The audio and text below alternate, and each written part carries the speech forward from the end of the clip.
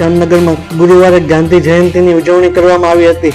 Bharatiya Janata party Jamnagar દ્વારા મહાત્મા ગાંધીની પ્રતિમાને સૂતરની આંટી પહેરાવી શ્રદ્ધાસુમન અર્પણ કરવામાં આવ્યા હતા. આ સાથે જામનગર શહેર ભાજપા અગ્રણીઓ દ્વારા ગાંધી જયંતિ નિમિત્તે ખાદી ખરીદી કરવામાં આવી હતી. જામનગર શહેર ભાજપ પ્રમુખ, જામનગર મહાનગરપાલિકાના મેયર સહિતના અગ્રણીઓ તથા ભારતીય જનતા પાર્ટીના કાર્યકરો ઉપસ્થિત રહી ખાદી ગ્રામોદ્યોગ ભંડાર ખાતેથી ખાદીની ખરીદી કરી હતી.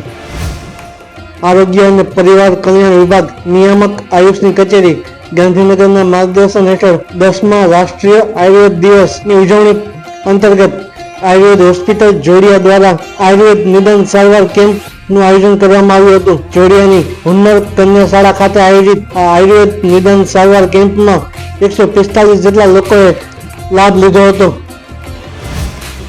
જૈન એજ્યુકેશન ટ્રસ્ટ દ્વારા જેટ સ્ટાર નાઇટ નું આયોજન કરવામાં આવ્યું હતું.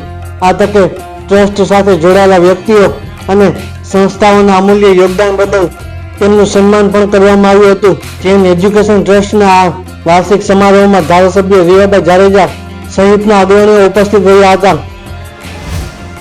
જામનગરની વિદ્યાસાગર ઇન્ફોટેક કોલેજ દ્વારા તાજેતરમાં એમ્યુઝમેન્ટ પાર્ક ખાતે રાસોત્સવ 2025 વેલકમ નવરાત્રિનું આયોજન કરવામાં આવ્યું હતું. વિદ્યાસાગર ઇન્ફોટેક કોલેજ દ્વારા આયોજિત આ રાસોત્સવમાં વિદ્યાર્થીઓ દ્વારા ગરબાની રમઝટ બોલાવવામાં આવી હતી, જેમાં ખેલૈયાઓ માટે સ્પર્ધાના ભાગરૂપે પંચ્યા રાસ, તાલી રાસ, ફ્રી સ્ટાઇલ સહિતના વિવિધ રાસ તથા ગરબા, દાંડિયા અને આરતીની થાળી ડેકોરેશન સ્પર્ધાનું પણ આયોજન કરવામાં આવ્યું હતું.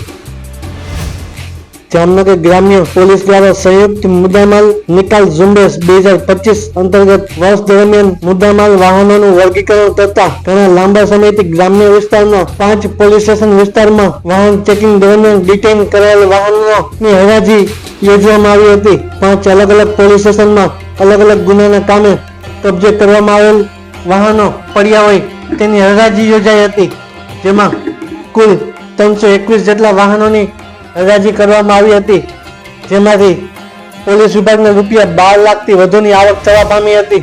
વિજયાદશમીના પાવન અવસરે જામનગરમાં વિવિધ સંસ્થાઓ દ્વારા શસ્ત્ર પૂજનના કાર્યક્રમ યોજાયા હતા.